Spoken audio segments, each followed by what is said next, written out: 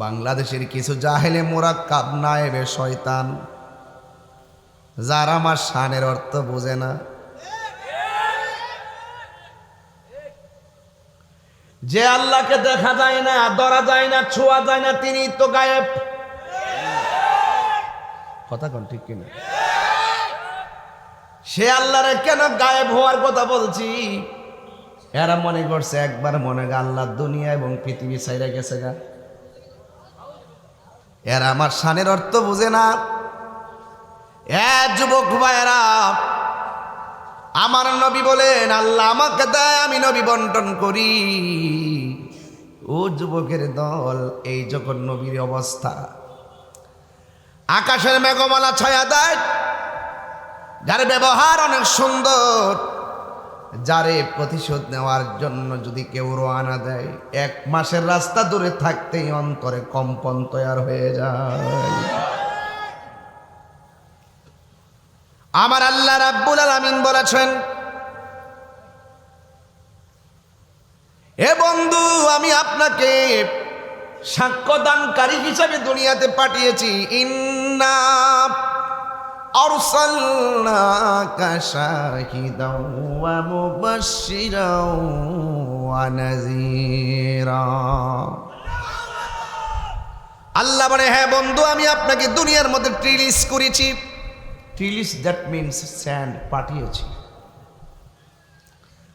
আমি আপনাকে দুনিয়ার মধ্যে সাক্ষ্য দানকারী হিসেবে পাঠিয়েছি, জান্নাতের শুভ সংবাদকারী হিসেবে পাঠিয়েছি, জাহান্নামের ভীতি প্রদর্শন করার জন্য পাঠিয়েছি। যেই মাত্র দেখলেন আল্লাহর হাবিবের এত আদর্শ, আল্লাহর হাবিবের এত নীতি, যার চেহারা দেখলে বড় মায়া লাগে, যার মাঝেই লুকায়িত আছে আমাদের আদর্শ, তাই তো আমার আল্লাহ রাব্বুল আলামিন কোরআনে বলে দিয়েছেন, লাকাদ কানা লাকুম ফি রাসূলিল্লাহি উসওয়াতুন হাসানা। আল্লাহর হাবিবের মধ্যে আমাদের জন্য উত্তম আদর্শ রয়েছে। যখন আমার নবীর চেহারা দেখলে বড় মায়া লাগে, নবীর চলাফেরায় বড় মায়া লাগে, নবীর আদর্শে অভিভূত, নবীর চেহারার ভিতরে নূর ঝলঝল করে, নবীর এতগুলো গুণ দেখে খাদিজাতুল কুবরা রাদিয়াল্লাহু তাআলা আনহা আমার নবীর জানের চাইতে আরো বেশি ভালোবেসে ফেলেছে।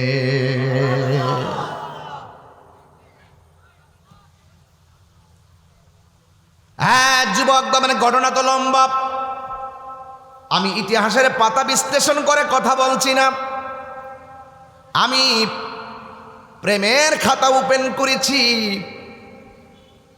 মা খাদিজাতুল কুবরা রাদিয়াল্লাহু তাআলা আনহা কত ভাগ্যবতী। আল্লাহর হাবিব একদিন ঘরের মধ্যে এক জায়গায় বসে রয়েছেন। ওই মুহূর্তে আল্লাহর পক্ষ থেকে জিবরাইল আলাইহিস সালাম আমার নবীর কাছে আসছেন। আয়েশা বলতেছেন, ইয়া রাসূলুল্লাহ, ইয়া হাবিবাল্লাহ, আল্লাহ আপনাকে সালাম দিয়েছেন।